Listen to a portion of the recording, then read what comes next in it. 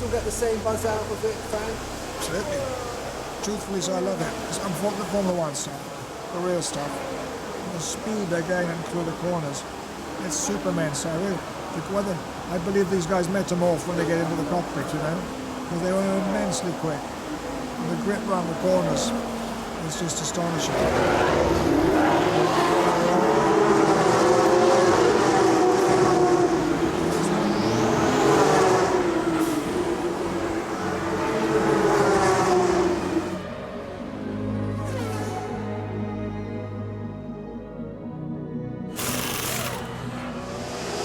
Maybe we could carry on inside, or because it's just a bit noisy for us.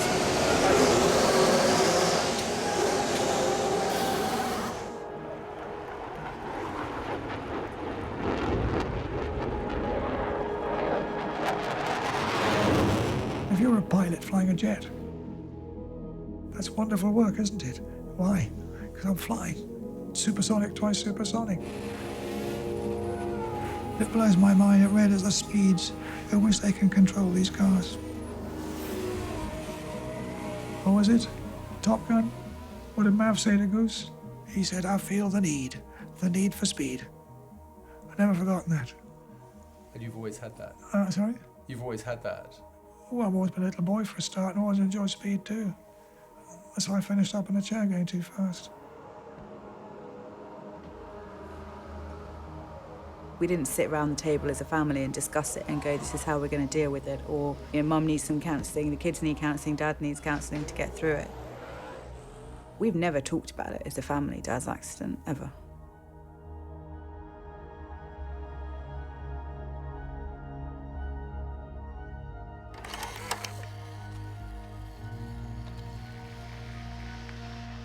I was trying to fight panic, I think. He was clinging onto that life by a thread. And he was actually dying every day for 6 weeks, which is a long time. If it wasn't for Mum, I personally don't think Williams would necessarily be around. I'm a really firm believer in Williams is not just always about Dad, it's as much about Mum. She stood by him through thick and thin. I mean, she saved his life. And I can remember quadriplegic was sort of on my mind.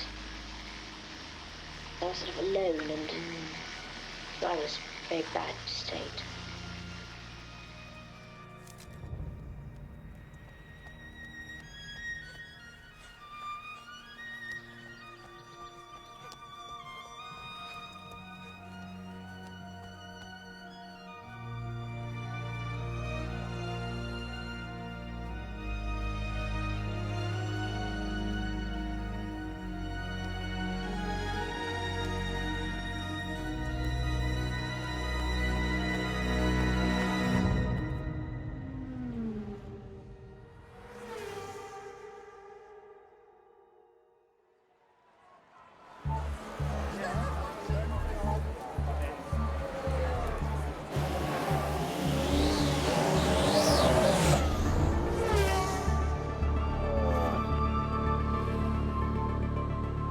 Williams is unique now in that it is the last of the old style teams where the team owners all had their name over the door, and Williams is the only one left.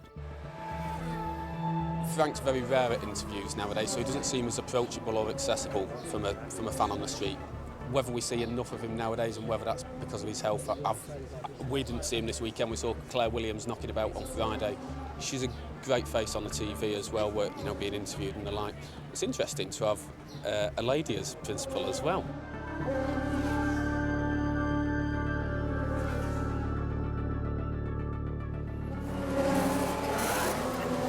I think I may have had like the odd grand dream, but I never thought I would be given the keys to the shop, ever, ever, ever. I think a bit of it's because I'm a girl and, you know, I can't possibly understand anything about a car. And, you know, it's Dad's train set. He doesn't want to hand it over to anybody else. The Marussia of Will Stevens gets out of the way of Valtteri Bottas and Max Verstappen, but Verstappen's all over the back of that Williams. What about Williams? Where do you reckon Williams will place today? Might get a point. One in the top 10, maybe. Do you think they're contenders anymore? No, definitely not this year. No chance. But Jack, you were the last driver to win a World Championship for Williams. Yeah, that's true. That's true. How long ago was that? 97, so 20 years ago. Yes. Long time. Too long, really, yeah. In comes Bottas, goes for another set. He's just given up. There's nothing they could do, really, and I'm afraid that Williams are going to come away from Monaco with nothing. It's really frustrating. It literally is banging your head against a brick wall. What do we have to do? You know, I have to walk around with my head held high, and I want to be able to do that. And I don't feel that I can at the moment. Do you think Frank feels it as acutely as you do now? I'm sure he does, yeah. He's trusted in me, and I don't want him to ever doubt that trust that he's put in me. Do you ever doubt it yourself? Or? Not right now. No. I've got a lot of fight in me left. Clara's a tough piece of work. Whatever she sets out to do, she always achieves it. She's a bit like her mother. Her mother was like that. Didn't make a lot of fuss, just did things. I love this time of year, though, with the autumn coming. And these are my mum's blossom trees that we planted. They look a bit dead now. These were the ones that we planted on the anniversary, 2-year anniversary of her passing. I wanted something here that I could come to and chat to. And do you do that? Yeah, I do, a lot. I come and ask her why we can't fix our the wheel nuts on our pit stops, and pray to her that she might help the guys in R&D that have been working so hard on them.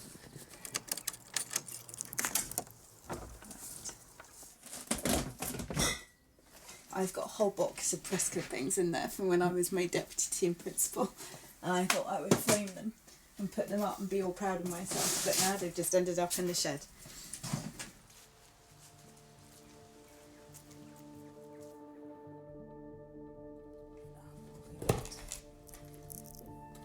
This is a lovely picture from when we won the race in Barcelona with Pasta. Was this the last time you won a race? Last time we won a race, Barcelona 2012. So there's another picture of Dad. Someone sent that to me. It was amazing, lifting 2 wheel nuts. How buff was my dad? It was amazing. It was phenomenal how fit he was before his accident. This is an awful article that came out where Mum did an extract from her book. After the accident, I think Ginny was on the edge of a nervous breakdown, and she found communication on an emotional level very difficult with Frank. Frank didn't do emotion. And she perhaps felt that a book might be one way of getting the story across to him.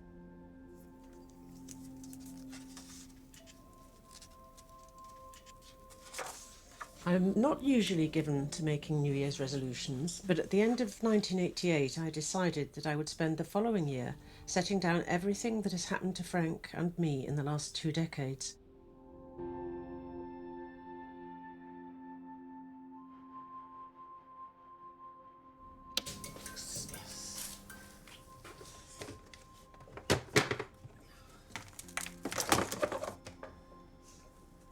These are the little micro tapes that they took about 6 hours of conversation. That goes in there.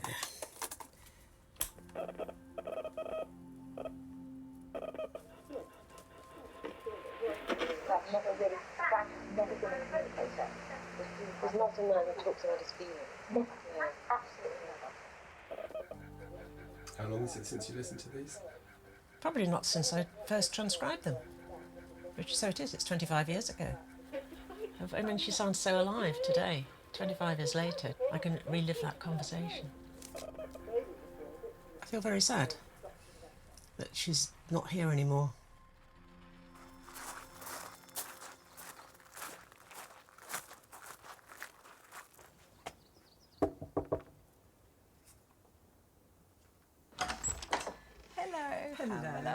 I don't need to ask. I feel I should hug you or kiss you or something. I feel I know you so well already. Well, looking at you, I feel I know you so really. It's a bit weird. It is weird. Really? Yes. Do I look like Mum?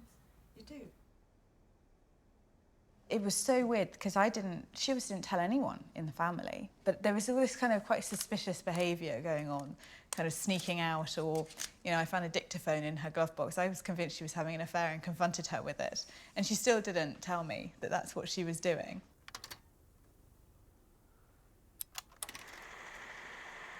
I can't remember which year it was, but Frank set up a company that looked after young guys' racing cars. And I was due to marry this guy, and he put his car into Frank's stable, and we went together to either see the car or to see a mechanic, and that was when I saw Frank in a very glossy garage in Slough. She actually met Frank about 3 months before she was due to get married, and that her fiancé introduced her to Frank. And there was an instant sort of electric connection between her and Frank. She was only, I think, 20. She was very young. And she thought, what can I do? The flowers are ordered, the wedding, oh. I didn't know what to do. And there's this guy with his eyes boring at you, and you couldn't speak. You couldn't articulate a word. I wanted to be terribly intelligent and say things about cars, and I couldn't do it. Once I saw him, that was it. Well, she's blonde, blue eyes, beautiful thick head of hair, beautiful manners, beautiful clothes, came from quite a wealthy background. She had this lovely way of speaking, a great sense of humour, and she loved motor racing. She understood motor racing. She had a very good feel for racing drivers. Frank probably thought, you're not going to believe it. She went to a finishing school in Switzerland. They've got Labradors in the garden. I've cracked it. I suspect that's what he told his mates. I mean, she was just a fantastic girl to talk to. It's like talking to a fella. But, you know, with wearing Chanel No. 5, it's just brilliant.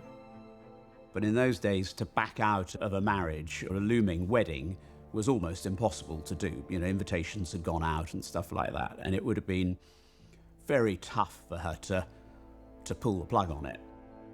Anyway, she went through with the wedding, but this attraction didn't go away.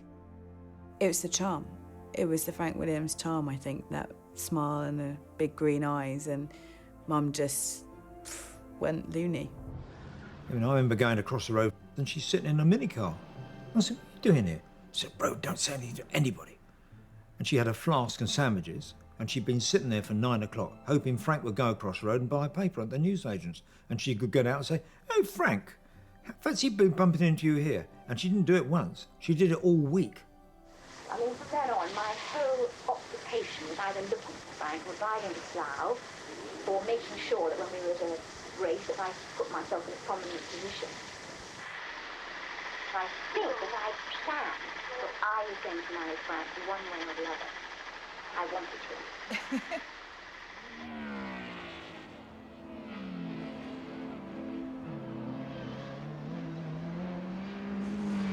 to. It was a real magical world.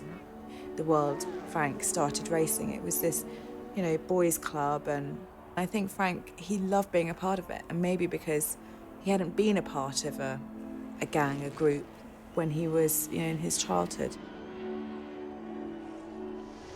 He doesn't ever talk about it, but his mother was deserted by father, and his mother was very poor. My father left. He was a bomber pilot, left my mother. My mother brought me up. She did bring me up pretty much single-handedly. They lived in Jarrow in South Shields. That was a difficult environment, difficult to make your way out of. And my grandma made the choice. She would sacrifice the normal home environment in order to try and give Dad a better chance in life by giving him this education. My first memories were being sent to a Roman Catholic convent. I was about just coming up for 5. And I used to run away at the railway station, and they used to ring up and say, he's here again, please stop this happening again. Whenever I got back to the school, I took my little trousers down and hit me with a weight with a coat hanger.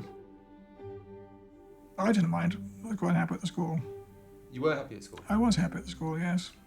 So why did you run away then? Because I wasn't that happy. No, but it was good. And also I love trains and movement.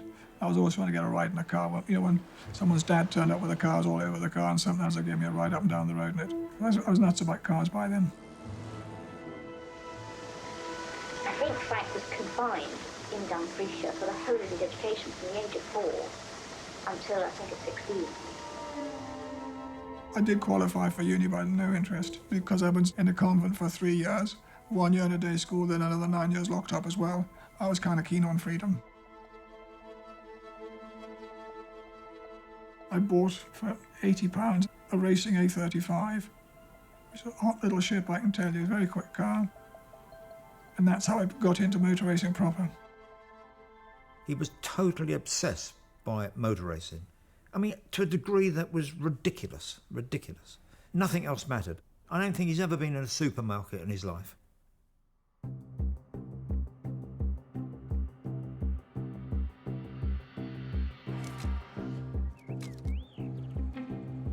Frank, when he first went there wasn't any room for him, so he slept in the lockups down the side there in a sleeping bag. Everybody had a nickname. Roger Bunting was Bunt. Charles Lucas was Charlie Luke. Piers Courage was called Porridge. And Frank's was called Wanks. Is Wanks around? No, he'll be in later. Oh, OK. They were all aristocratic, wealthy guys who wanted to go motor racing, and Frank was mixing with them. And he wasn't either aristocratic or wealthy. And they were all over 10 years. And I'm thinking, for him, it must be such a different world. Well, all the other guys that lived in that flat had hereditary incomes. Frank didn't, nor did I. So Frank had to earn some money. So the way he earned money was to buy and sell parts. And every waking moment, he was chasing around the country, buying stuff for £1 and selling it for £2. He called himself Frank William Racing Cars in the end. The motivation behind the organisers wanting certain drivers was that in France they had to have Matras, they had to have Beltoirs and servos, Gavin starting. Italy had to have a Ferrari on the grid, and I guess England particularly wanted a BRM. He seemed to me to be the ultimate wheeler dealer. And then he expanded and expanded, and pretty soon he was selling a lot of cars to European drivers, particularly in Italy. So Frank would get a phone call from an Italian customer. Hey, Franco, what are you going to give me for my car? I need a new Brabham. I'll give you X for it. OK, I'll come and get it. He's got an order from the same customer for a brand new car. He'd then take that car apart, repaint it, re-electroplate it, repolish it, and it would be 3 months later a totally immaculate, brand new looking car with a brand new chassis number that he got out the back door of Brabham. The guy would then get the car back, and what he actually got back was the original car. I know one guy had the same car for at least 3 years, but he thought he got a new car every year. I think that I was always likely to rebel. It might have been that I was looking for a bit of, what's the word, a bit of scruff. Ginny had grown up in a very sheltered environment, and suddenly there was this man who didn't go by the rules, and he was very exciting.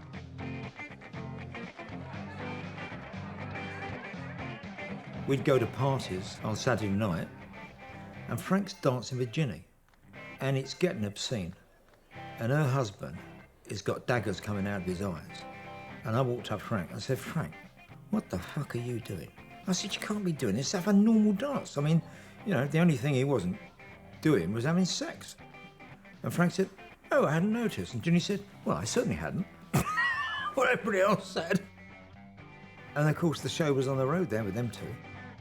And she moved into a flat. And then she thought, how do I let Frank know that I'm here? Because I mustn't let him know that I've left my first husband because of him. That will scare him off. So he didn't drink, but what he loved was fresh orange juice. So she wrote a letter. If you fancy some fresh orange juice, it's now being served at, and she put her new address. And a day or two later, doorbell rang and he turned up at the door.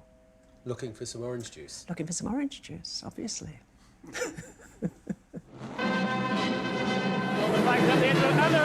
thought Frank Williams made a very good start from the back. He's now in third place from about the third row of the grid. That's very good indeed. Back then, his whole thing was to be the greatest racing driver in the world. And who's the yellow car? Frank Williams. It's Frank. Look at him sneaking. What a battle with these two saloons. Why weren't the managers... He was racing saloon cars, but for some reason, he never had an inbuilt limit. He would just go faster and faster and faster and fly off the circuit. And who's up there? Frank Williams. Frank Williams, trying too hard. Frank always very fast but very hairy. He's living up to it. When I started doing Formula 3, sometimes I would encounter people who would say to me, do you know that chap Frank Williams? Yeah, I know Frank Williams. Oh, he's so fast, and he crashed here, and he overtook here, and he did all kinds of things. So Frank had this amazing reputation as someone who was lightning fast, not always staying on the road. There were a lot of races he would have won, but he ended up spinning the car and having accidents. He just didn't have a limit, and that extended to his road driving as well. Well, what was that like? Diabolical. Where did you learn to drive? In my mother's Morris 1000. She was very reluctant to lend it to me. And she was right, because in the end I did roll it on his roof. But you've rolled a few cars in your time. Not that many, no. Oh, it's just that every time we talk about a car, it seems to be one that you've rolled. Well, I haven't talked about that many cars, though, have I? Didn't you? What was your first racing car? A35. What happened to that? I got rolled. He was nothing but competitive against himself in a road car. It was almost at the point where he would start a stopwatch to see if he could beat his previous time from A to B. And Frank every night used to come in and say, 33.5 minutes tonight, Ginny. Because I'm going to kill myself on that road if I'm not careful. And I used to sweat and say, if you kill yourself, I'm not coming to your funeral. It used to make me so cross. Frank was a suicide lane driver. And I think it dawned on him that pretty soon he was going to hurt himself. You can't have that many accidents on the road and on racetracks. You know, you end up hurting yourself, especially back then when the cars were lethal.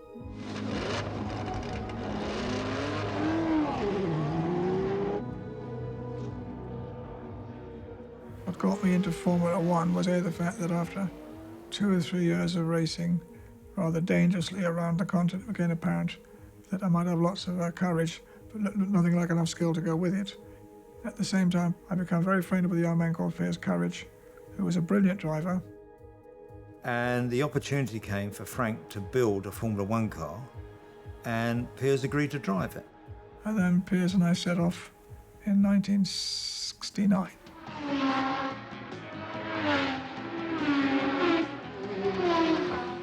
Piers Courage was an ebullient, fashionable Formula One driver that captured the imagination of everybody who loved Formula One. And Piers was just Frank's idea of what a Grand Prix driver should be like.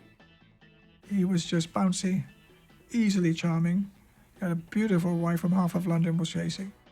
Apart from being a great-looking fella, never had a hair or a piece of clothes out of place. Was always the smartest guy. Button-down blazer, grey flannels, Gucci shoes. He looked almost holy. And I remember him making a speech. He had a slight sort of English public school stammer. And I remember the interviewer saying, so Piers, how's your car going to go this weekend? And he said, well, I think it'll go like an absolute bomb, actually.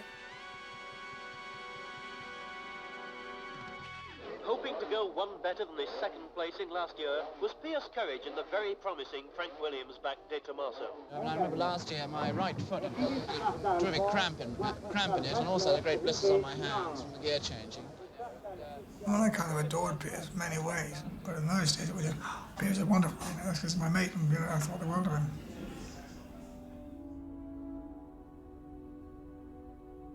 Piers and Frank were great together. They were almost made for each other, I think. You had Piers, who was really developing as a driver, and Frank was really developing as a team owner, constructor. Second place at Monte Carlo, can you believe that? Second place at the US Grand Prix, can you believe that? Fifth at Silverstone, had a great run. Everybody wanted to be a racing driver, and Piers was on his way. He'd beaten Jackie Stewart and Jim Clark, and he was a really, really good driver.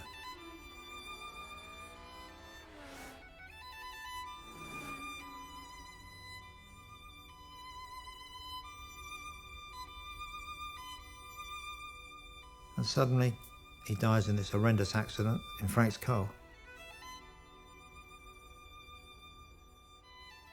I was in the race and it was a terrible accident involving us knowing that it was Piers that had the accident because his helmet came off.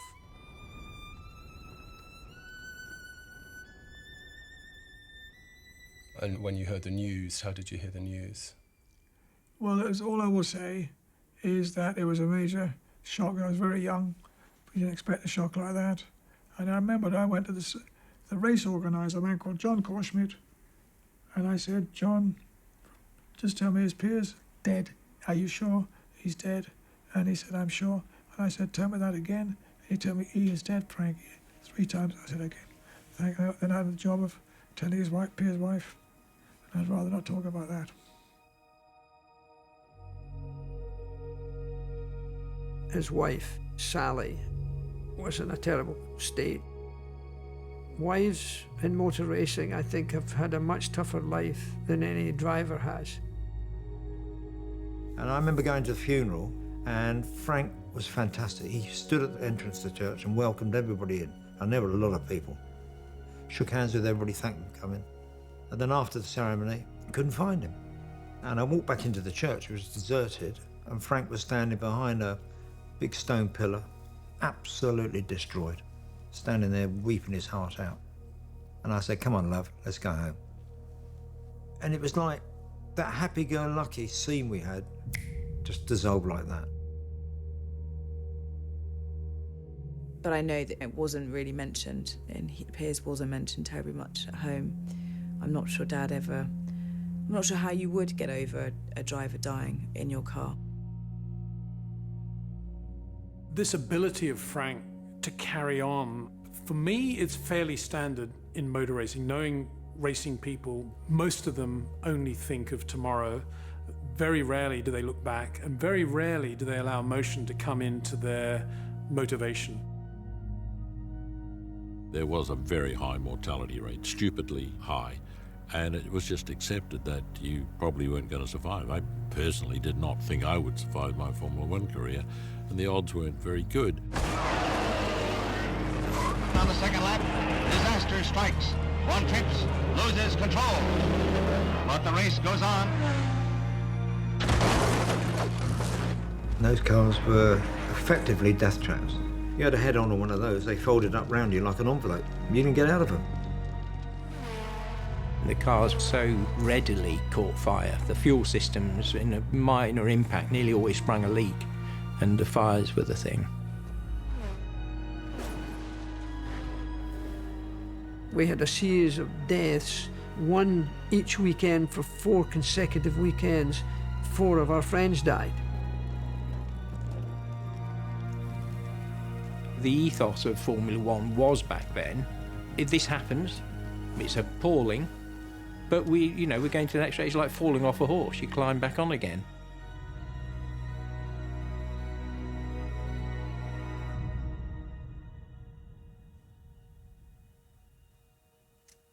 So this is an article, gosh, this dad did an interview with the Times after Ayrton died.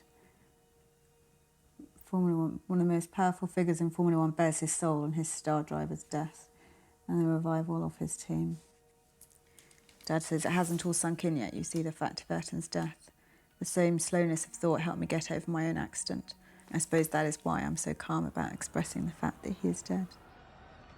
The former world motor racing champion Ayrton Senna has been pronounced clinically dead. Senna suffered serious head injuries when his car left the track and crashed into a concrete wall. I remember at Ayrton's memorial service, Mum said, don't you dare cry. She said, this is not your time to be sad. She said, this is not your loss. Mum was a very loving lady. She was very much of that mentality, stiff upper lip. Exactly like Dad. I think they both probably thought that emotion was weak. Well, it's not common for men to show serious emotion. Maybe anger, but that's about all. But they should never start crying or any of that stuff. Never. You should never start crying, or. I shed a few tears when Piers was killed, definitely. And when Ayrton died, I mean, my responsibility. When Ayrton died? Yeah, sure. But it's our responsibility. He was in a racing car operated by us, as was Piers. You know, it was a Williams-operated car. And so how did you feel on that day? Far from well.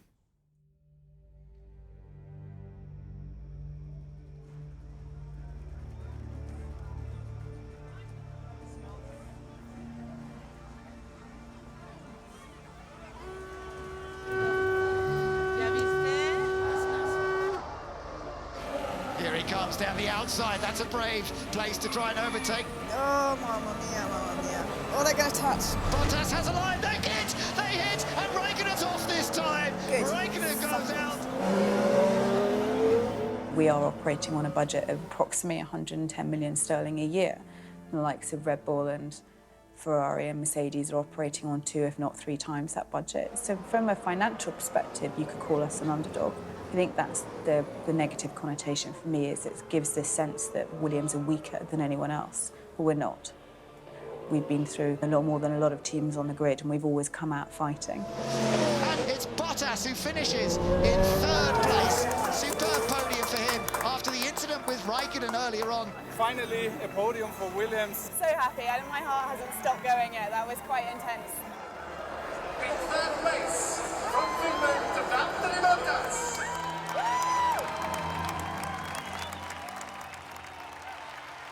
Did your mum get to see you in this role? No, she didn't. Which, you know, for me is really sad. It's kind of heartbreaking, really. I'm sad about that, but I'm more sad that she hasn't seen the team turn around, because that was what she desperately wanted to see that broke her heart, really, at the end.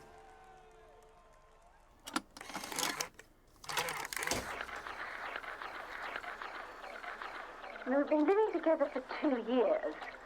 I don't think he considered that he had any obligation towards me. And there was a limit to how long I felt I wanted to go along with that. I did get pregnant with the idea of forcing the issue. I began to realise that if I did want a wife, she was the best I was ever likely to find. But he was leaving, and he said that I think it would be a good idea if we got married. What do I think? And I was thrilled. I couldn't believe it, really. I was almost hopping about with joy. Well, it wasn't a posh wedding, you know, with white stuff everywhere. I think it was a what do you call that thing? A registry, whatever. Registry office. Thank you very much. I think Dad had said that he would sort the registry office out and never did, and would get the rings but didn't have any money, so Mum had to borrow money from Dave Brody, I think it was, that bought the ring. So that's it. I went there, called round early, gave them £8, never got that back, didn't expect it back. It was all over in 15 minutes. Her parents certainly weren't there. I'm not sure they approved of the match. Out we went, and I said, oh, this is a great day, let's have a celebration. I'm going to buy you all a spectacular lunch. Frank said, not me, you're not. I'm working. And he fucked off. That was it. I don't know what man in his right mind would think that that was okay, but, you know, Dad did, and Dad went back to work, and Mum went to lunch and probably really didn't think very much of it because she was used to it by then. Dad is a completely different beast to most normal men. Frank, from when I first met him, always seemed very fit and athletic. And he was forever running. Every night was a long run. He ran every circuit that we were at the racetrack. He used to run round it, and he felt bad if he didn't. You know, it was like a drug for him. Frank is very, what would be called focused. Some people could say narrow. I mean, some people find Frank a bit unusual now and think it's because of the accident. Well, it isn't. He was always very unusual. In Frank, there's a huge amount of repression. There's a huge amount of determination. There is an extraordinary retentive obsessiveness. I suppose motor racing people in general are the most intensely competitive people I've ever known. They're not very mature intellectually or culturally because they neither read nor think very much except about what they actually do, to which they think to an extraordinary degree. You were always fairly antisocial. I think motor racing people are fairly insular. I've never been close to Frank socially. I mean, I don't know. I don't think we've ever been out for dinner together. He felt that anything that involved socialising and having a drink or relaxing was actually a waste of time. He hasn't got any interest outside motor racing. He doesn't read.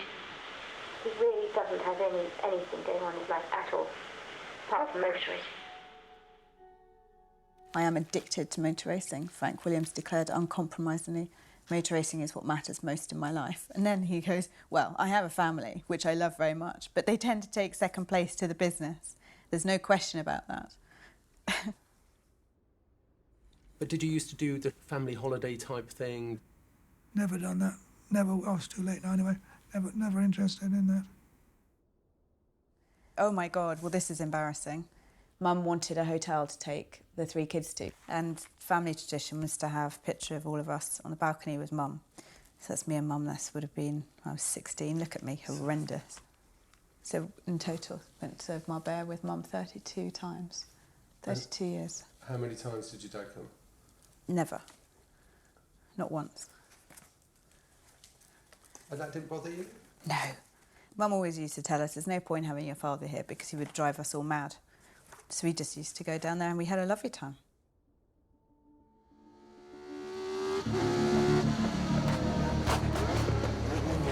Get that wheel, fast you can, the bottom one. Joe, have we got another wheel mounted? Which were the years that someone described as Frank at that time was The all-time least successful. 72, 73, 74, 75, 76. I mean, it used to be a bit of a joke amongst the drivers. If you wanted to wreck your career, drive a Williams. Frank endured a lot of piss-taking for his efforts, and he was the poor northerner that didn't have a pot to piss in, and his cars were rubbish, and he didn't have half the parts for them.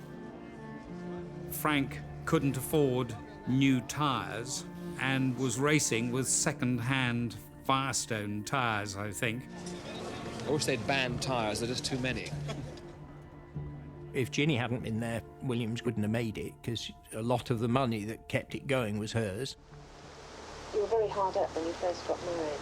And I think I did have it. I had a sort of running allowance, which was, I don't know, £40 a month. It sounds pathetic, but in fact in those days it wasn't that pathetic, because you could certainly feed yourself on a £5 a week for 2 people. And it was insignificant, but it just kept us ticking over. I remember Ginny gave him £8 once to go out and buy some fish and chips, I think it was. And he went out and bought 8 Champion sparking plugs and never came back for 3 days. No, I don't think my parents were happy when they learnt that she'd sold her flat to help Frank and to give him a bit of the money. If there was a common denominator through the first decade of his relationship with Virginia, would be penury. Frank had such a bad reputation with the banks. I mean, bounce checks for sort of 10 years on people, and Frank just, I mean, nobody would take a check from Frank. He used to bounce checks on me. I used to say, look, I've got to have some money, he's going to give you 20 quid. He used to bounce it. Frank Williams' team is at its lowest ebb. The cars are well down the grid in 7th and 9th places. You're on game 6 races, if you don't win, you haven't got the money. And if you haven't got the money, you can't win. So we were in very bad shape financially. Frank came round to see me and said, bro, I can't carry on. And he had a bit of paper with the debts on it, and they were huge. And then overnight, this guy who'd been creeping around with Frank and giving him little bits of money, Walter Wolf, did something that happens in business all the time. Walter bought out Frank's debt and took control of the Williams Formula One team. Walter was clearly a pretty clever businessman. He had made a fortune, like many, many tens of millions by himself. I thought, let's give this a crack. But by halfway through 1976, it was very plain to Walter the race team wasn't running well, and that Frank didn't have the capability to turn it around. And then Frank went to the factory, put his key in the front door, wouldn't work. Then the side window opened and the guy said, Frank, that's your things there, you can't come in the factory, you're banned from the factory now. You couldn't believe it, he'd been locked out of his own factory. It was his life. His life was in that box and inside that factory. And then 6 weeks later, where Frank's car, which was renamed a Wolf, went down to South America, won its first race. The thing that Frank had been living for all those years. We heard the result, somebody phoned through the result, and I was devastated. I mean, how is one supposed to feel? And I hated, above all else, seeing the Williams called a Wolf. I hated it. One day, Ginny phoned me up, and she said, "Bro, I've got a lot of problems with Frank. He's in a fit of depression. He hasn't got out of his pyjamas for 6 weeks." So I turned up at 11 o'clock, and I looked at him, I said, "What the fuck's going on here, Frank? You got your pyjamas on." And he said, "Bro, I can't quite get my mind together about things." And I knew what was killing him. Depression certainly wouldn't be in his... It's barely in his vocabulary. And what I think he is ashamed that he should perhaps think to himself, in this case there is reason to be depressed and we've got to go through depression to get out of it.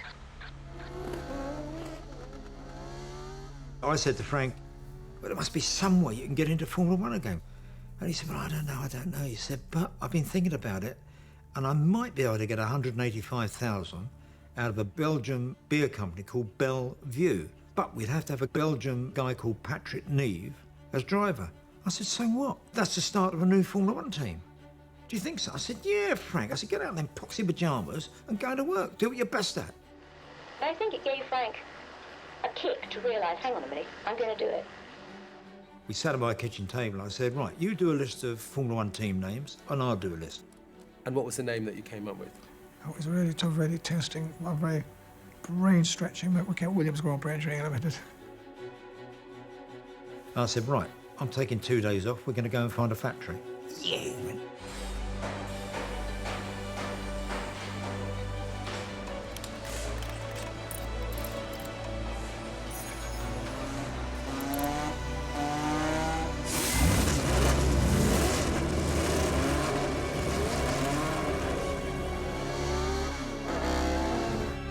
It was very much hand to mouth, but I loved what I was doing. I'm very optimistic, and I thought it would all come right. At the end of the day, when you're a racer, you're a racer. It's a bit of a bug. A bug? Gets you.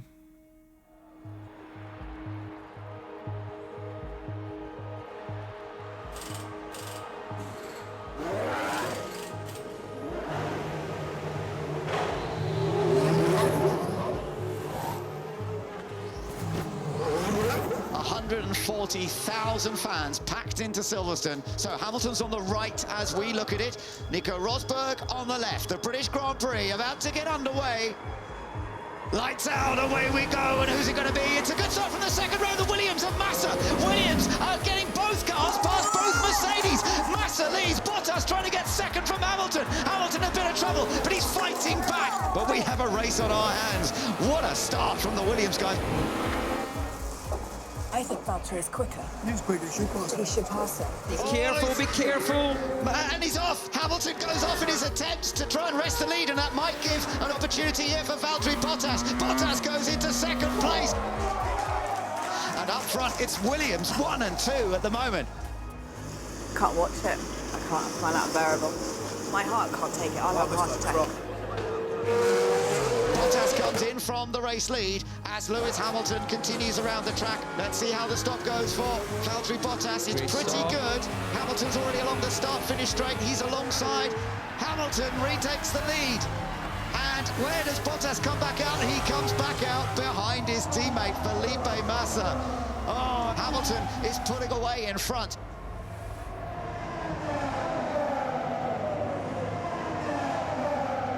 Lewis Hamilton wins the British Grand Prix. He had to fight for it.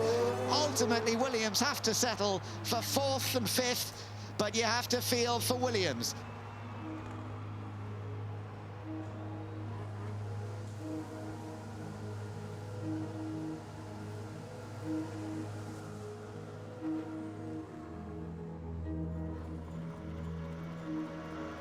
I think it always showed a sort of terrific fighting spirit. and that really the fighting spirit was stronger when things were difficult. But I think that he did have a terrific drive. But I still think he was fighting for the whole thing as a whole, rather than winning. He was fighting for Formula One.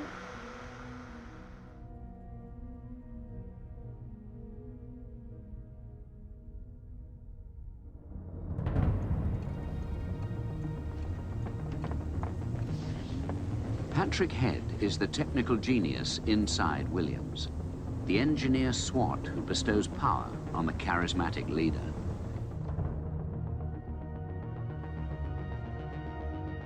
And I met Patrick, which is the best thing, apart from marrying the wife I married, the best thing ever happened to me in my life. He was a gifted engineer. Patrick is a person who, he doesn't suffer fools gladly. Well, he's a bully.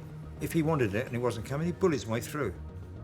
A lot of people are frightened of him. You know, he's a broad guy and he can be quite aggressive looking, but his character is not one that junior employees found comfortable. You know what I mean? They knew when they had made a mistake. I think most of my father's forebears were military. One of them, General Michael Head, had been a soldier under Wellington. I think not wanting to fail was a very strong motivation. This car's half a second slower on the stopwatch than the other car. Yeah. I think at this point Frank had fairly high hopes and expectations of Patrick. The thing that was unique that Patrick brought to the show, he was responsible for making Formula One reliable.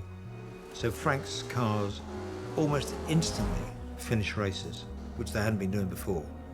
And that's where life changed for Williams.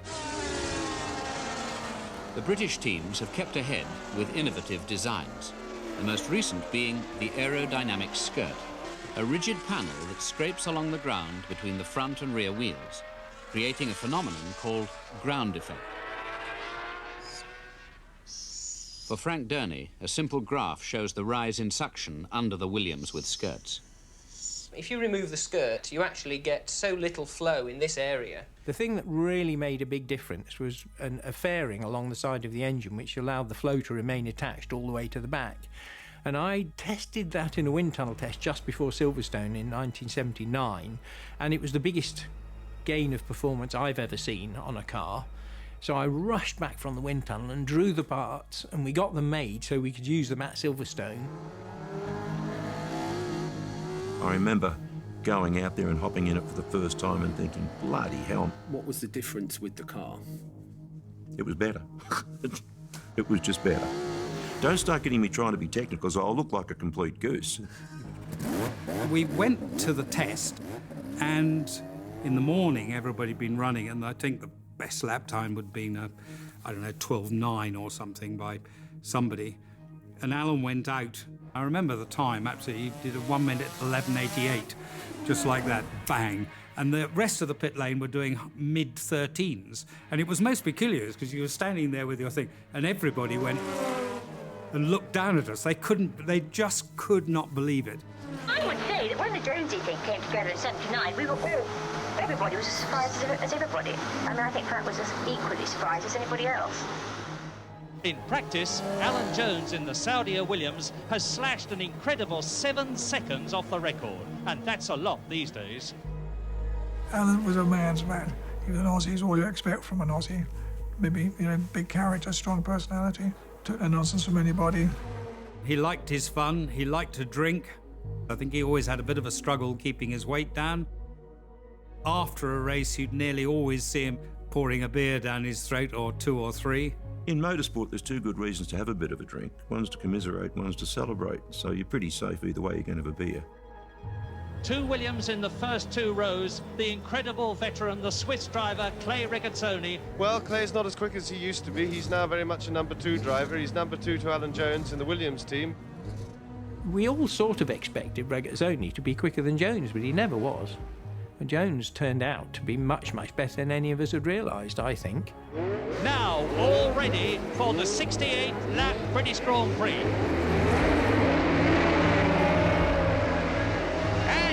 marching through. It's the two Saudi Williams cars first into Copse Corner. And they're coming through. That's Jabouille. Jean-Pierre Jabouille is going to go through. He's got tremendous speed and power here. 510 horsepower. And it is still Alan Jones leads now.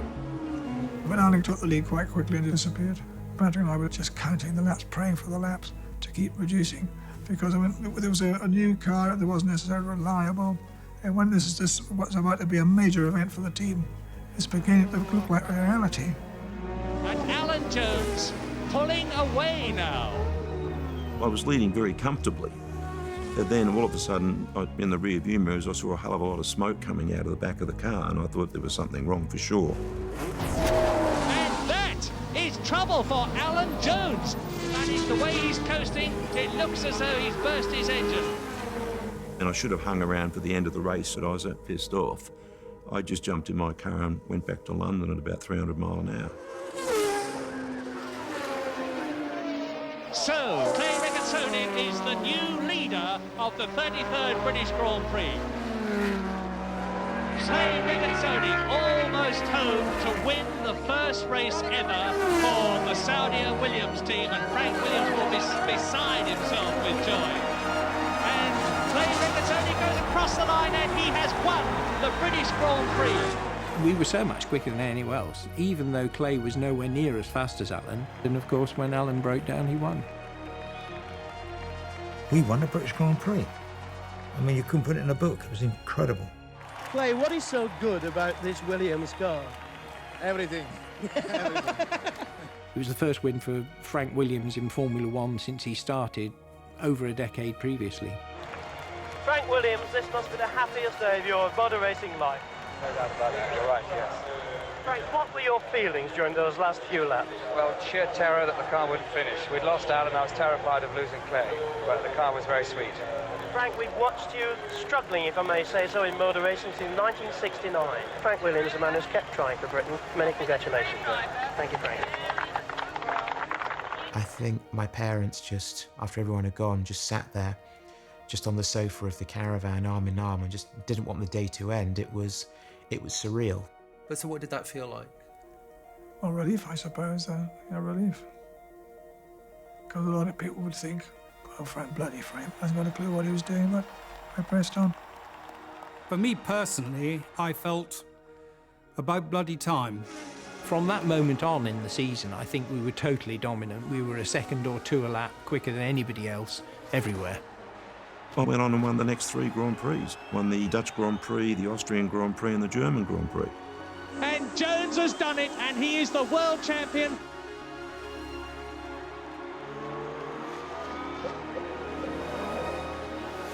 He's the world champion of 1982, Keke Rosberg.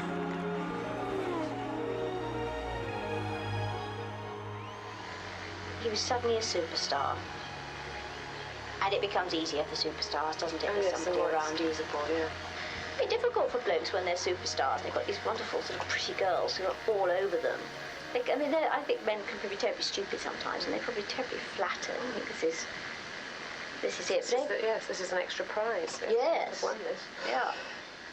But I think that was inevitable. I think there were bound to be girls that would try and get their clutches into Frank.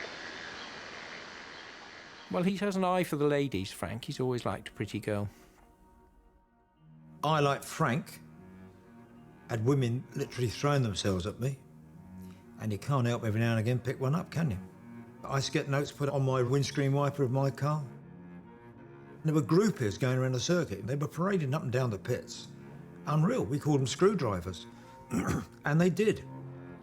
With any sport, you get a following of glamorous women who are just there for the action, and they will appear at the parties in the evening, sometimes in the hospitality areas, and a lot of the sponsors employ promotions girls, all tall and long legs and very glamorous. Formula One is a heady cocktail of strutting temperamental egos and a deep undercurrent of male sexual domination. When I started, there were very few women working in Formula One. Some of the teams had a female caterer, maybe a husband and wife team. There were press officers who were women. Women were considered to be irrelevant. They made the tea, booked the flights, or provided glamorous accompaniment to drivers and team owners. But I can remember finding out about somebody and being desperately upset about it. But I think probably I used to overreact to Frank's. Because I don't think they were ever affairs. Indiscretions. Yes, I used to overreact, which I think used to annoy him. Did he used to say to you they're not important, or...? No, he used to deny it. He used to lie. He used to tell the most dreadful whoppers. Although she was a perfectionist, she knew that life is always full of compromises, and that was probably one of them. And she'd fallen for Frank, but she'd fallen for Frank as a complete package. And because she was completely besotted and head over heels, that was it, and she dealt with it. I wouldn't. Did friends of yours ever say, particularly early on, why do you put up? Oh, yes. And could you explain it to me? No, because, but I mean, I think that they tended to think that I only liked being kicked in the teeth. Could you imagine at that time a woman being team principal? No, absolutely no way. Men in motor racing are sexist. They're possibly the most sexist people in any sport. Women are always going to come under more scrutiny because there's a huge body of people within Formula One who still don't believe women can do the same job as men.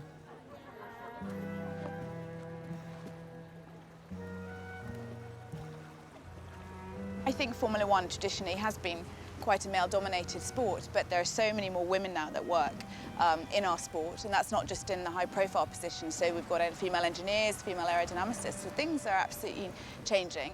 So your father is an icon when it comes to Formula One. Was it harder to prove your skills because you're a woman or because he's your father? Formula One, this role was not my ambition from a little girl. However, kind of circumstances changed and a job became available, and I was asked to do it, not by my dad. And in fact, when he was asked, he said, "No way, is she working for my company?"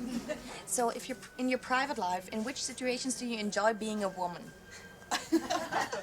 I get asked that female question a lot. I was asked it last night at dinner. I was asked it in 4 interviews I did yesterday. But I still find it quite odd that people find it surprising that a girl might be doing this job. It really kind of annoys me.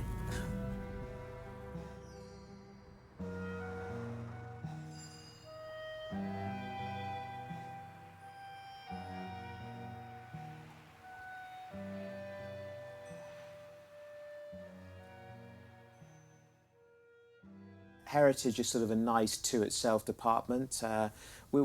We have some support from people in the factory, but it's mostly just me and Dickie. So, yeah, it's mostly just us here. Just getting down here to some of the bigger components. You can see much heavier there. They're actually buckling the shelves in here. What else? That box isn't lumbered. Yeah. What have we done here? Has Claire ever come over here, please? No. Don't think she knows this room exists. No, nobody comes over here. I don't think. Me and Johnny. Jonathan wearing his, Johnny used to like playing soldiers quite a lot. How are things? Not the best. Can you talk about that?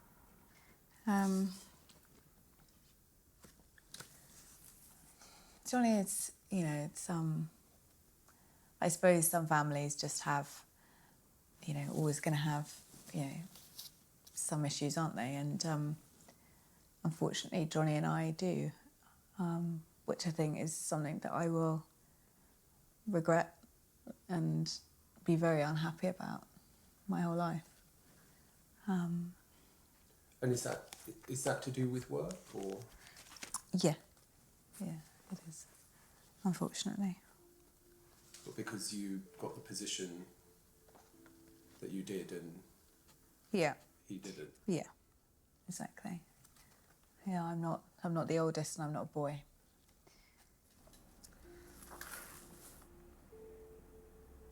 That's me and Claire. You two look pretty close in that one. That was about 30 years ago.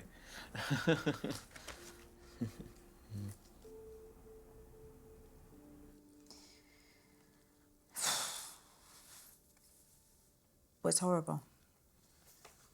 He thinks that I was ambitious and that I put myself in the position, and I lobbied, I cajoled my way in, and the situation could not be further from the truth. It's something their mother would be deeply unhappy about, and I think it's something that she could have sorted in a way that probably nobody else could. I don't believe Frank could sort it out.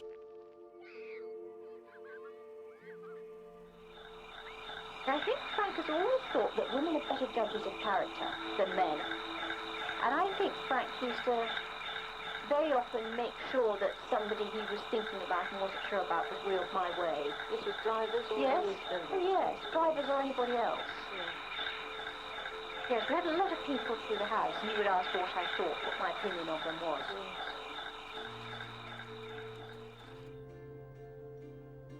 I can remember sometime in 1984, and as young children do, waking up earlier than their parents, and just for this man with a moustache and an accent different to ours, obviously being from Birmingham, just walking past and saying good morning, and it scaring the living life out of us, and us both running into my parents' room and saying, there's a man in the house, there's a man in the house, and them saying, no, it's Daddy's new driver, that's Nigel Mansell. The rumours say that you might be going to Williams. What would you have to say about Williams, who are they? Well, when Nigel's on top form, he was as good as any driver we've ever had, I would say. He was hard work out of the car, but in the car, he was really superb. Nigel is three people in one. He's an absolutely fantastic racing driver who is just astoundingly good when it comes to overtaking people. And Mansell moves to the outside, and Mansell's going through. Nigel Mansell takes the lead and neatly boxes Ayrton Senna. As a family man, he's just the nicest guy. He's got a lovely family. He adores his children. He's faithful to his wife, unlike quite a few racing drivers. But as a person out of the car, he's an absolute arse. He's just a difficult bloke to work with. Drive slow, get it together, it's a fucking nightmare. That was why, generally speaking, we all liked Nelson quite a lot and found Nigel a bit too much.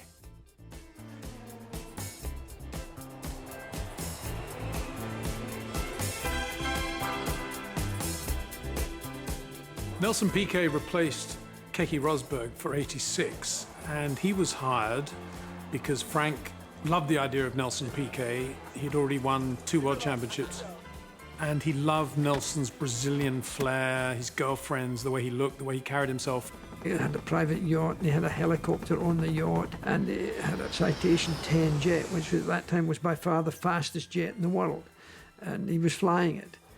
Nelson was ebullient, loved life, and was a very cool guy.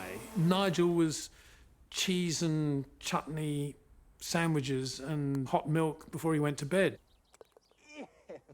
I thought at that time Nelson was the best driver in the world, so I was thrilled to bits he was coming. He was very keen to join Williams because he felt that we were the quickest. Nelson felt with that package around him, he could win another world championship.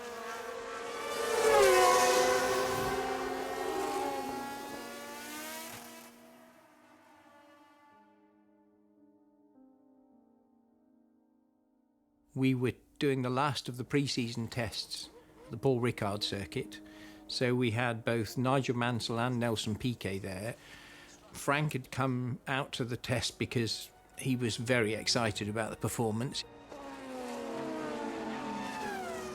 Dad was away. He was at a pre-season test. And it was a kind of spring afternoon, and Mum suggested we go out on some bikes. And took a little picnic and found a field like you do. And it was a really lovely day. And then we just got back and waiting for Dad to come home. But he never did.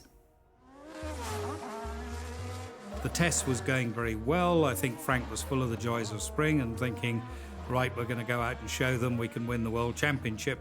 He was due to run a half marathon on the Sunday morning afterwards. And Frank, keen to get back for the half marathon he was doing. It was a county half marathon. He was that good. And so he and Peter Windsor, who was the marketing guy at the time, they went to the airport. And he had his Avis Ford Sierra. He said, right, come on, let's go. And then a spot of get home. Have you ever heard of get home-itis? When you want to just get home? You've got to go home. Must do. Must catch the last flight. He took a little twiddly road down through the back of the circuit, and it was a very, very twisty, narrow road. And he was in this 1600 Sierra, throwing the thing around, braking as late as he could. But I do remember saying to Frank at one moment when the back end skipped out under braking into a tight left-hander, are the brakes okay on this thing, Frank? And he said, with some sort of trepidation, Frank, you always drive like this, meaning, and you can't really tell your bosses, everything will slow down. I remember him saying, yeah, brakes are fine, brakes are fine. I was rushing and rushing and rushing. Suddenly we were in clear road. The road was downhill, and there was a fast left-hand kink about 300 yards ahead of us. And I remember seeing through the windscreen a stone wall on the inside. It looked like we were just going to hit the end of this wall. My reaction was just to bury myself in the footwell area. As we hit the back, that wall, the car went up in the air. There was just silence, just a terrible silence. Then this massive thump and crash. Just, really whack in my neck, sharp pain. It's rolling over, it doesn't hurt like this. I remember Frank saying after about 10 seconds, are you okay, you okay? I can't move, I'm trapped, get me out, get the ignition off, because already there was a smell of fuel. And I'm suspended about 3-4 inches from the floor, upside down. And there's a lot of blood because he'd taken a direct blow on his head when the roof had come down like that. Sue undid the belt, so of course I fell on my bleeding head right on my neck again. The only thing I could remember was to try to stabilize his head and neck and try to pull him out by holding him under the armpits. And then he started to say, Peter, I'm a Roman Catholic, and if anything happens, I want to see if we can get the last rites.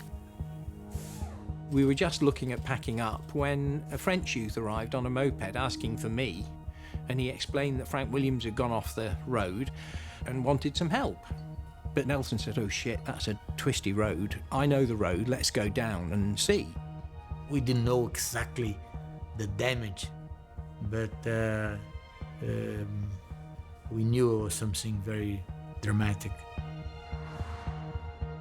We raced to the scene as quickly as we could, and at that time, Frank's life was in the balance. And that's when Nigel delegated himself really to go to the ambulance with Frank, basically hold Frank's hand and be with him.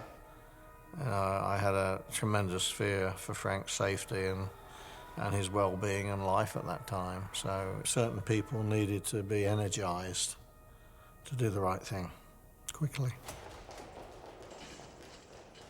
But by then it was pretty clear that there was a very good chance that he's broken his neck. When I phoned Patrick Head, I told him that it looks like from the x-rays that Frank's spinal column's been cut. And it was pretty... I think I said to him, I think he's fucked.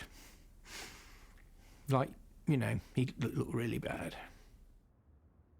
The next day, Ginny and I flew down to Marseille, and she was pretty shattered, but she was a brave woman. I was trying to fight panic, I think. I was clinging onto life by a thread. I threw myself at Peter. I think I did. Yes. I sort of collapsed on his shoulder. Yes. The first time that I knew that things were going to be really serious was when the doctor in charge of the intensive care unit called Ginny and I into his office and said, when do you want to move Frank back to England? Which I immediately took to mean they think he's going to die and they don't want him to die in their hospital. He said to me, just how much more effort do you want us to make to keep your husband alive? Sort of crossly. If anybody's cross with me, I tend to be cross with them back. It's my only method of defence. I think he thought that he should be left to die. So I stood there and I said I told him to make every bloody effort that he could. At that stage, when Ginny got the message that the frogs were going to let Frank die, she organised a plane, flew him back to Heathrow, an ambulance took him to the London hospital, and 20 minutes later, he was hooked up to English machines, and he was in a shocking state. The first thing that happened to Frank was that he had a tracheotomy operation in the London hospital, and the operation went well in the sense that suddenly Frank had relief and he could breathe, he could get the fluid out of his lungs. And I remember Ginny learnt how to operate the extraction of the fluid and would help the nurses, and was able to do that on her own within a day or two. Her approach was, I'm going to manage these nurses around Frank's bed here the way Frank runs a race team. I also wanted to mark my corner, I wanted to make it quite clear. There was that sort of, like a dog, almost that sort of feeling, a dog marks its territory. I wanted to make it quite clear this was my territory. Ginny was literally his guardian. He clinically died 3 times, and without Ginny jumping on top of him and pumping his lungs out and resuscitating him, not the nurses and the doctors, but Ginny herself, he would have been dead. I remember I was off one day and Ginny was on duty, as she called it. The head of the unit came out and said, normally, Mrs. Williams, in this situation, we would turn the life support off, but we need the family's permission. And I asked Peter whether does he think we should let Frank die? But he said, Ginny, no, Frank wants to live. He'll have to make major adjustments, but he has his children. There are trees, there is sunshine, he's a determined character, everybody loves him, he's very special. He won't want us to give up that easily. Did you ever doubt whether Frank should be kept alive? Yeah. And I actually said to him, Frank, I'm your best pal, I'll do anything for you. You want a bag over your head? I'll do it for you. I promise you I said this. I said, but you'd have to convince me first why your kids want you around in any condition. I said, so don't ask me to do anything that your kids wouldn't approve of. So he said, I won't do that, David. That was when he was speaking. He said, I'll never do that. So this is a book that I wrote when I was little. I thought that it would be a good idea to start a kind of scrapbook all about my father. Above all, I wanted somewhere to write down all my memories of him before my mind had the chance to forget them. Hopefully I will never forget what he used to be like before his accident. Everyone thinks their father is the best. I'm not an exception. I worship my father. It sounds silly, but he's my hero. I started taking CDs and things like that for him to listen to fill in the time a bit. Because you have to remember, he was a marathon runner. He used to run 12 miles every day and felt bad if he didn't, and it was a spectacularly big change of life for Frank when he had his accident. And so what kind of music did you introduce him to? Bach.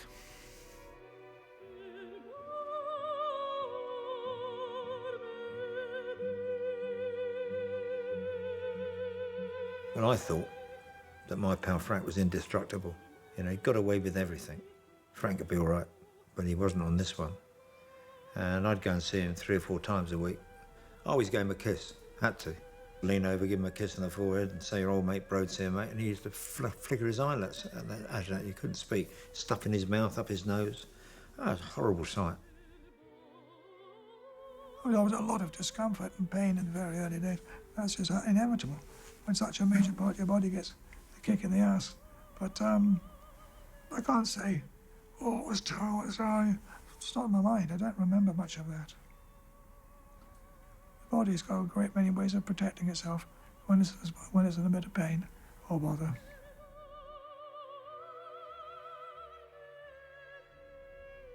First thing I said, broken your neck, long recovery period, how much you'll recover isn't sure. Of course they knew I wouldn't recover, but you don't quite tell a person when he wakes up you're effed, mate, for good. Probably for the first time in front of me, Virginia, she lost it. It was a sort of an awful moment, and I remember putting my arms around her and she was saying, he's quadriplegic, he can't walk, Jamie, he can't do anything. And I was saying, it's going to be okay, but I had this sort of feeling I wasn't sure at all that it was going to be okay. For a long time, maybe 3-4 months after the accident, there was no real certainty that he'd ever be able to leave the hospital, and to all intents and purposes, he was dead to the team. You know, there we were the fastest car, we were going to win all the races, we got 2 fantastic drivers and everything was going, and then all of a sudden, the boss, the figurehead, the main man, had this horrific accident, and it really was a massive change. I think then it sort of dawned on us all, where do we go from here? What's going to happen in '86?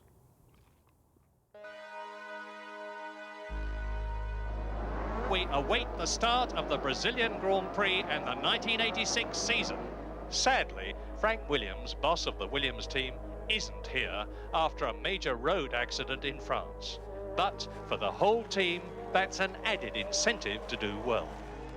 Well, they went to work with a vengeance. Instead of them all moping about, they said, you tell Frank you don't have to worry about a thing here, we're going to win the next races for him. And it's go, a superb start for Nigel Mansell, who has already passed Nelson Piquet. But it's Senna, Mansell, Piquet is the running order at the present moment. Mansell's touching wheels with Ayrton Senna. We went to the first race and Nigel crashed on the first lap whilst trying to overtake Senna in a very stupid manoeuvre. Mansell appears to be out of the race, so up into second position. It's now Piquet. Alboreto is up into third place. And through into the lead goes Nelson Piquet.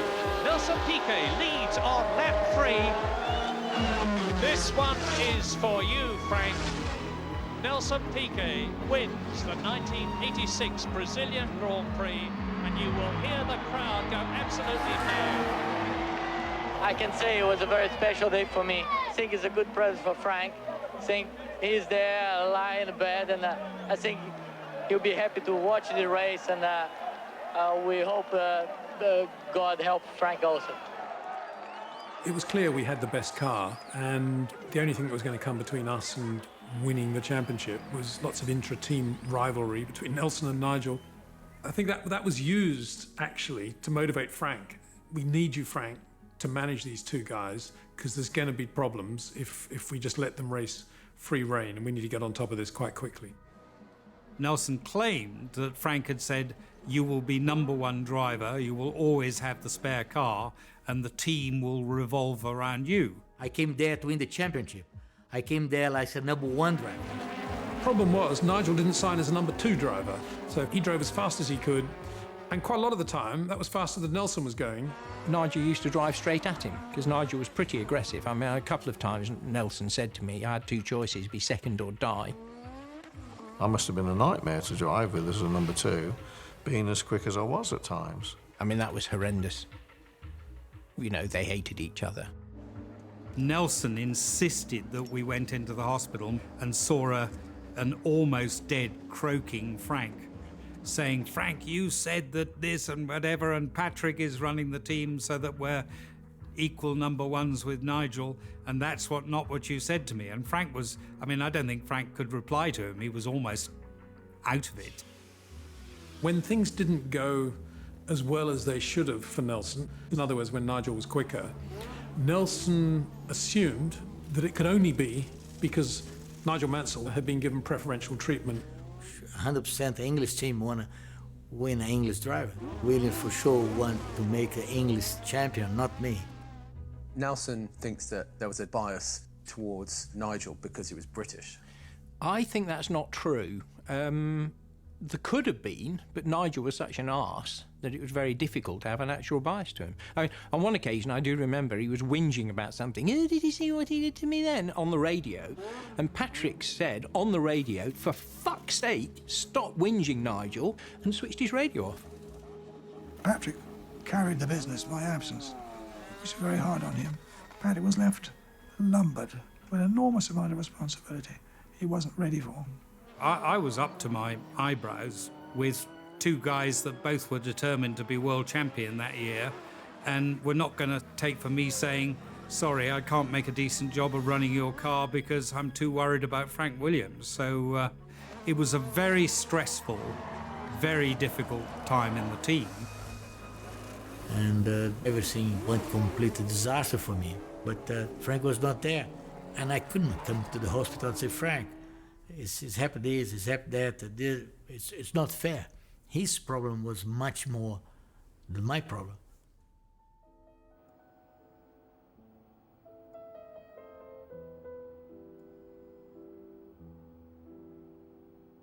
Frank was still in intensive care, and he remained in intensive care for quite a time. And it was another, I think it was 12 weeks before he eventually came home. But they were the longest weeks you could imagine.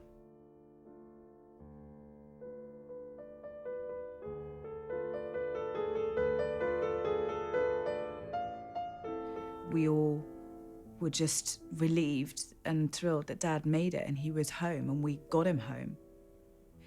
Yes, it was a very different kind of life, but we had Dad still, and we were a family still. And he still had Formula One, and that's what kept him going. Frank Williams is quadriplegic. From his shoulders down, he has no control over the functions of his own body.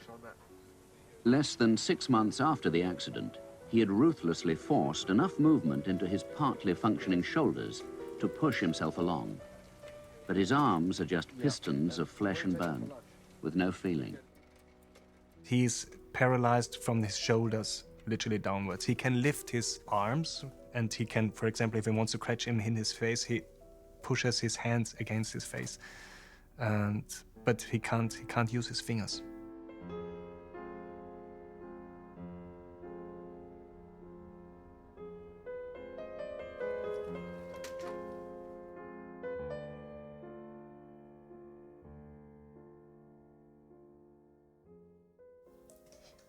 Why does it say hell on wheels? It's because Dad's life is hell in a wheelchair. He's always in a lot of pain all the time. I don't think people realise that, how much pain Frank is in every day of his life, every minute of every day. You wouldn't know it though, would you? No. You wouldn't think he has anything to complain about. Dad never does think he has anything to complain about. It's a lovely picture of Mum and, well, not so good at Dad, lovely of Mum. Oh, and what about Ginny? How did Ginny react? Well, it was tough, very tough lady. But she didn't fall apart. She took very good care of me. It must be very hard for her. Suddenly not to have a proper husband anymore, and they have to spend a lot of time looking after him. It's very difficult for anyone who hasn't lived with a quadriplegic to know what it's like to almost lose your husband, but not quite. Whatever was it like not being able to sleep with Frank? I mean, we're talking about sex here, just the warmth, I suppose. Yes, I can just remember thinking, my God, not be able to sleep in the same bed with Frank. Yeah. So I find, although I'd spent lots of nights without him in my life because he'd been away, sort of reality was hitting me. I'd probably never spend a night in bed with him again. Well, their relationship clearly was likely to change in that Frank needed care at all times of the day and day and night. So if it was a different kind of life for Frank, it was going to be an equally different kind of life for Virginia. I'm not usually given to making New Year's resolutions, but at the end of 1988, I decided that I would spend the following year setting down everything that has happened to Frank and me in the last 2 decades, both before and after the car accident which left him permanently paralysed from the neck down. I felt it might act as an exorcism, a way to put it all behind me and start to look forward again. Reading it was like, Jesus Christ, she went through this and she didn't tell anyone. You know, she didn't share that burden with anybody. Why do you think she shared it then? She says that it was a cathartic exercise for her. Because Dad's the star, isn't he? Dad's the one in the spotlight, and Dad's the one that everyone goes, Frank Williams is amazing, Frank Williams is wonderful. And for all those years, Mum had been in the background. I think she did it. She didn't want to do it because she wanted fame or adulation. She just did it because she wanted people to know the full story. His memory of the early days after his accident is blurred and vague. He has never asked me what it was like in France or in the London hospital, or what it has been like for me these past few years. Now he will know. Have you read a book? Don't want to. Why do you not want to read it? Then that's a peculiar emotion. I think I would like him to read it because I think that it would be respectful to Mum to understand what she did go through. But I just, you know, I don't know, I just think it's probably too much for Dad to read it. He doesn't feel any need to, but I wish he would. Do you think you ever will read it? Maybe. Before I die, but not imminently, that's for sure. That picture must be Frank's first Grand Prix after his accident. Big change of life for all of us.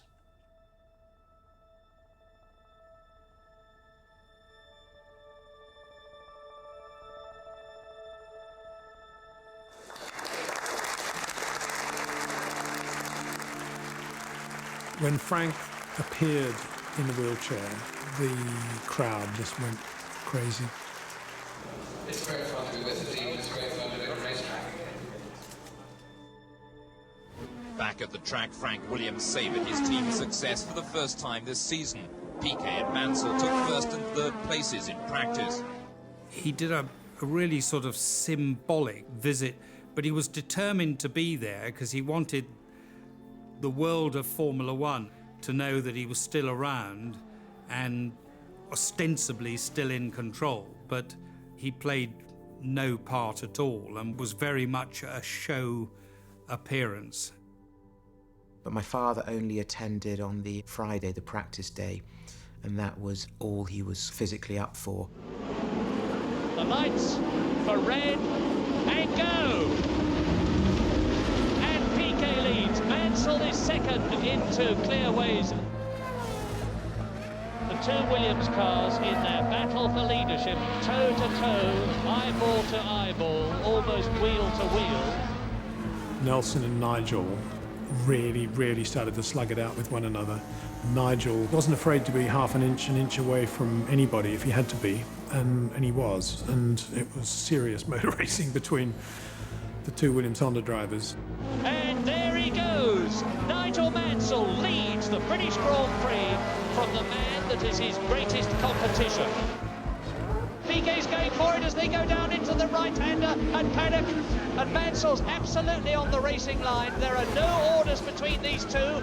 On the pit wall, that was the first time I remember not actually enjoying the race because I was so sweaty palmed as to what might happen between the two of them.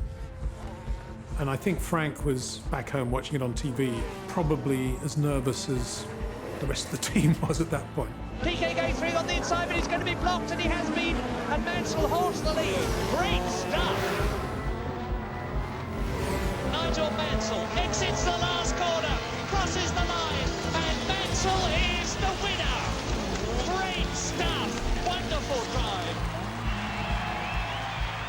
Nigel has broken his back, he's broken his neck. He is now #1 in the World Championship, and just listen to the crowd!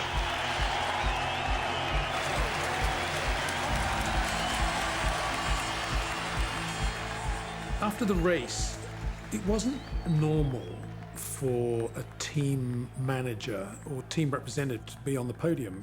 But on this occasion, because Frank had been there for the test, and because it was Nigel, and because it was Brands Hatch, Ginny was invited up to take the Constructors' Trophy on behalf of Frank. Now behind Anna Prost, the woman is Ginny Williams. You'll just see her in a minute, I expect. There's Ginny Williams and Patrick Head, the designer of the winning Williams car. Oh, what a day. And there is Ginny holding up the trophy. To me, that photograph is one of my favourite photographs of Ginny, because she's got this expression on her face where it's just like, yes. It was a tremendous moment because of what Ginny had gone through. Because the accident just didn't happen to Frank, it happened to everybody. But the closest person it happened to was his dear wife.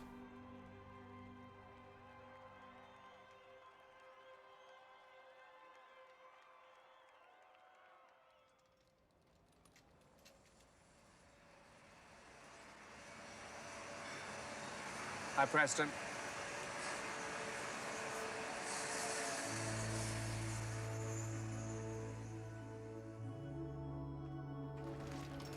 How you doing there, Jimmy Top the new?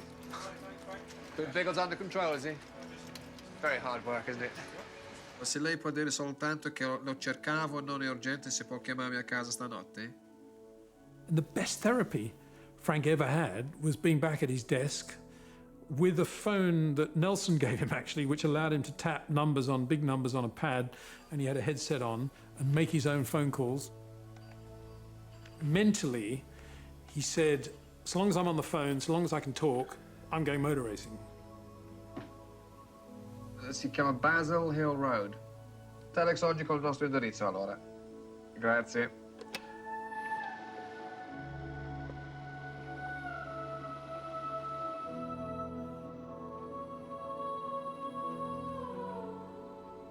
Mentally, how do you think the disability has affected Frank? I did ask him a couple of times when we're alone in the car if he sometimes thinks of running again and stuff like that. But he said he gave that thought up completely now. He's completely in peace with the situation. And I think this is also what you get from him. He's not sitting there and thinks, oh shit, I should have. Just got on with it. I can truthfully, and I'm not bragging, I had a major business on my mind, a racing team, because I have a hard-on all your life. It's like having a hard-on all your life. I'm like you jealous of what I do. I run a Grand Prix team, I own a Grand Prix team. I run racing cars and world-famous drivers all of the time. I think it's a great privilege.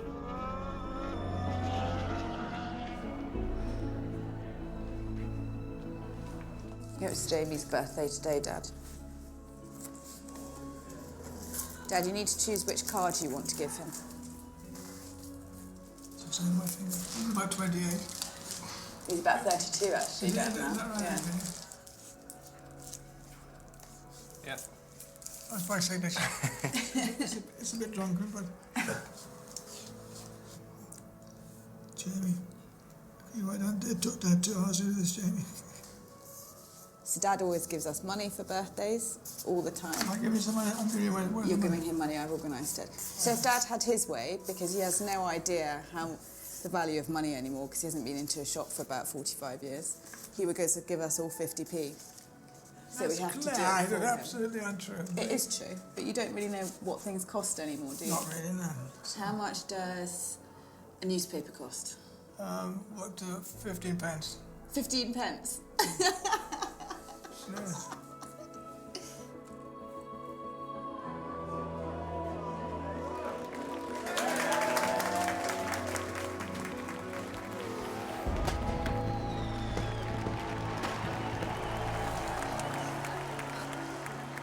I personally just wanted to say, along with, I know, my dad, just thank you so much for all the work that you've done so far this year. I know it's been a really, really long season for everybody. I know maybe there's a little bit of disappointment that we weren't a little bit better this year, but I think everybody needs to really remember where we came from, and it's only been 2 years since we were 9th in the championship.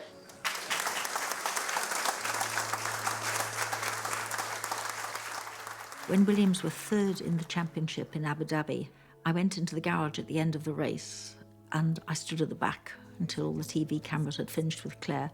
And I said, I think Mum is in here and she's watching over you and she's thrilled. Just saying to Dad, it feels like forever since she's been gone. I think Mum would have been a brilliant team principal, you know. I think she would have been probably the best team principal Formula One had ever seen if you'd just let her. I think secretly she would have quite liked to have been TP. Nell was an extremely good race engineer, knows his car setups. Going to get in a car and perhaps everybody's going to have the new automatic transmissions, and you know, there are things that you're just going to be just one step behind everybody else.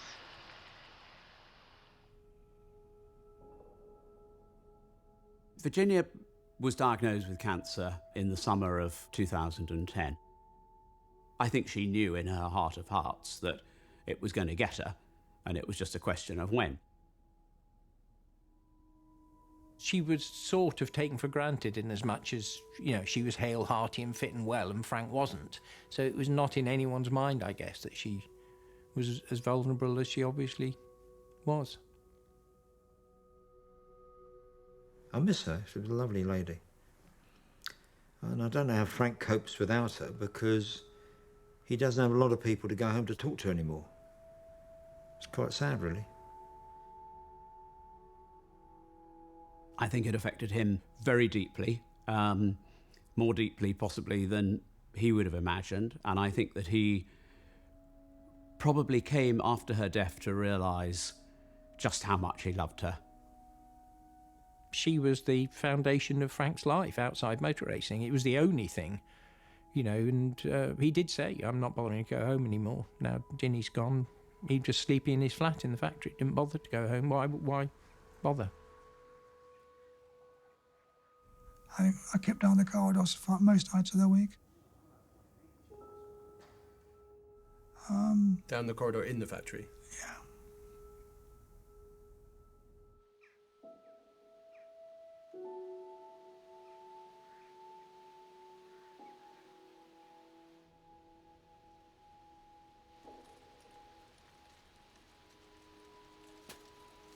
How are you? Good, actually. Pretty good. Cold. Well, it's lovely and warm in here for you, Dad. Turn the heating up.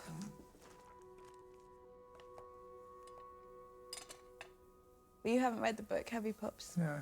I must make the effort to do so, yeah. You should. You should make the effort. It's an amazing book. So you must read it. Yeah, well, yeah, okay. You should do. Although it's quite sad. Yeah. It is quite sad. Sometimes I dream that Frank is running through the Berkshire lanes.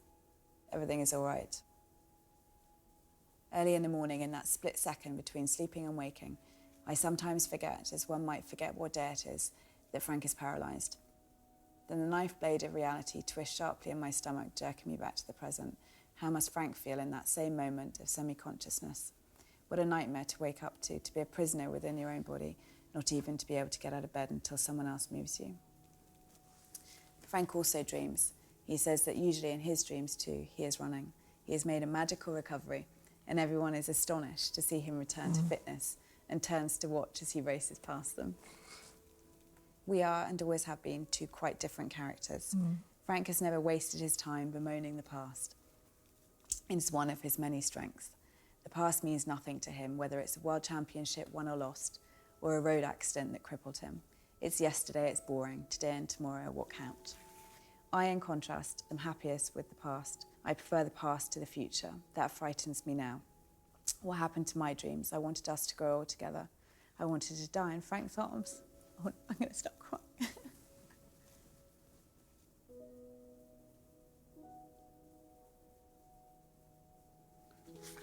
We have both grown as a result of the experience. But if a fairy godmother offered to wave her magic wand and take us back to the way things were when I first married Frank, I would not hesitate for a second. I would happily exchange the houses, the executive jets, the smart hotel rooms, the gold Rolexes for just one night in a scruffy bedroom anywhere in the world with a selfish, funny, unsympathetic, unreliable, charismatic man I married. I laugh much more than I used to. It helps to stop me crying.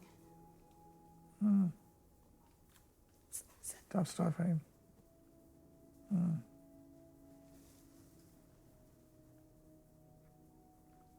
I haven't read it since Mum died, and it's about how she will go to her grave heartbroken over what happened to you.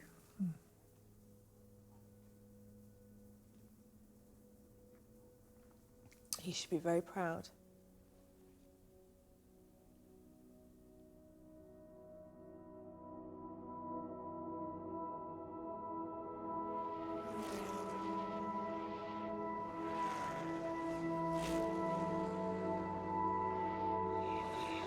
I still think that somehow he was happier in those struggling days than he was in the days when we were flying the flag at and winning every race.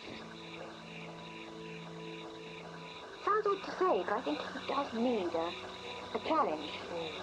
I think he thrived on it. He's in racing to be in racing. I think he's in it for the love of it.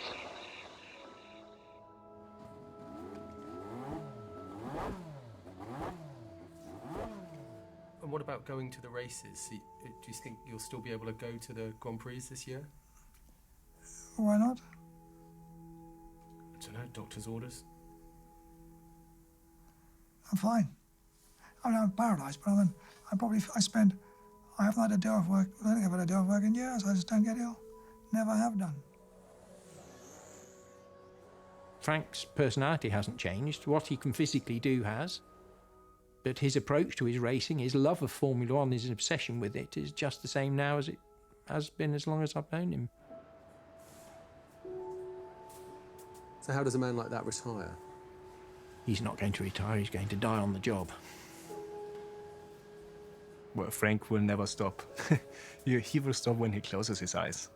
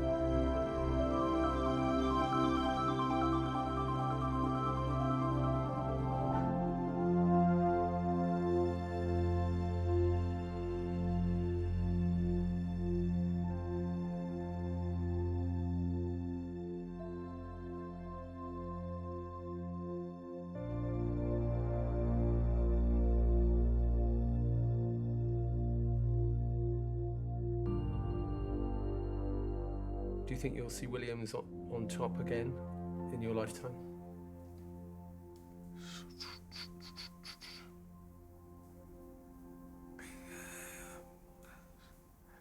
Yeah, it's certainly possible.